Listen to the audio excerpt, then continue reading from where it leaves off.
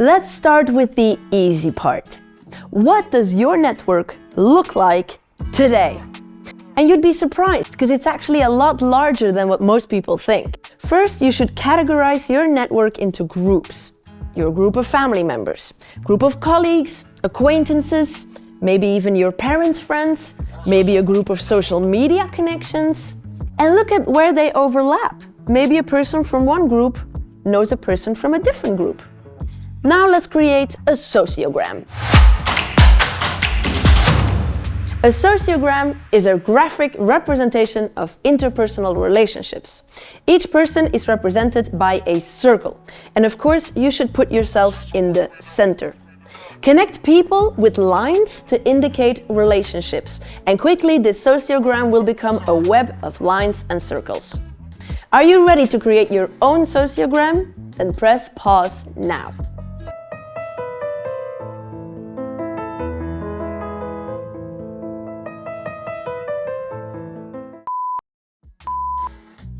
If you did the exercise, your sociogram should look a little like this.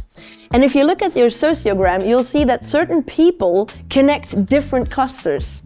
Those people we call brokers.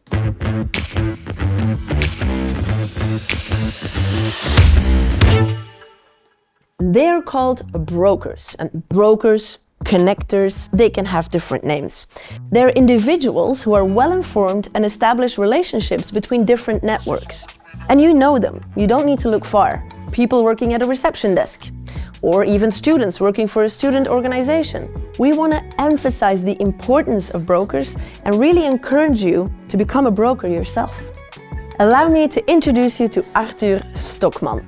He recently graduated from KU Leuven and has a strong passion for entrepreneurship. Understanding the challenges that a startup faces, he created a community for young entrepreneurs. And though he might not admit it, he's actually excellent at networking. Let's listen to his story. Hi everyone, my name is Arthur. I'm co-founder of Broadcaster and co-founder of Leuven Slushed, Belgium's leading startup event. I graduated 1 year ago. I wouldn't describe myself as a very conscious networker. On the contrary, at networking events, I try to avoid those active networkers. I prefer to stick to people I know, and through them, I get to know new people.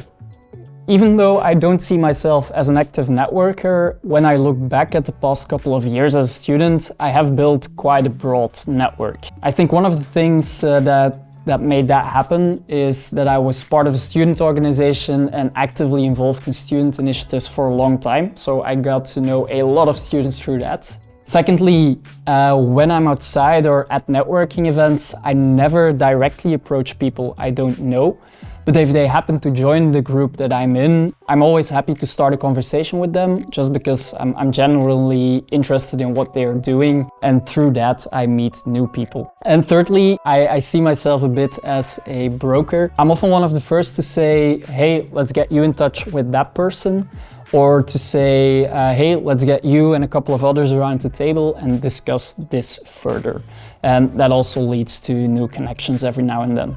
In the end, I'm unconsciously building a network by doing things I like doing, and it also proves to be very useful. For example, for Leuven Slushed, we had to get in touch with organizations and people all across Belgium, so also Wallonia and Brussels. I thought this was going to be very difficult, but actually my network of students, now they've graduated and relocated, they're a bit everywhere. So getting in touch with all these people was actually fairly easy. Do you know the term social capital? Huh? Social capital. Two words that seemingly don't fit, right? It's about how social networks and relationships do hold immense value, offering benefits to individuals and communities alike. For example, think about access to information, opportunities, and resources.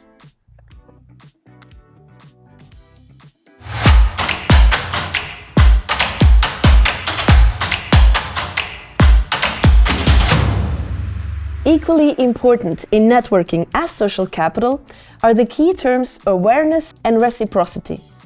Let's start with awareness. Look again at your sociogram.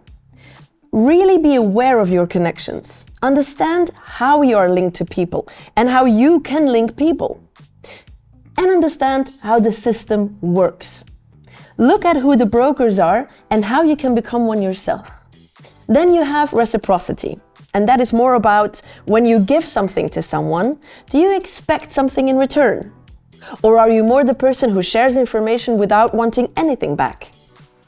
When networking, it's advisable to not keep score. You know what? Let's make it more tangible by getting back in touch with Arthur. I now am more aware of my network than ever before, and also the network of the people around me. So for Leuven Slush, for example, if we want to get in touch with a speaker, the team, we would discuss who was best positioned to get in touch with that person. I now know, for example, a lot of people at Belgian companies. One of my co-founders has built a strong network of international founders, of venture capitalists and Belgian policymakers. So in that regard, we have a very complementary network, and depending on the situation, either he or me would reach out to someone. I don't really look at building my network from a giving and taking perspective. I think for me, sharing is caring is my default behavior when it comes to people, and all the rest follows out of that. So for example, in class many years ago, I was always the guy that shared his notes or summaries with my friends, and I didn't really mind if that also benefited other people I didn't know. Or at student organization, if people needed help, some extra work had to be done, I was always there to help people out. So what do I take? So far, only an introduction now and then. And also now today, being on camera here, it's also thanks to my network. I find it fascinating how Arthur approaches it all. If you had a negative perception of networking at the start of this module, that's fading away, right?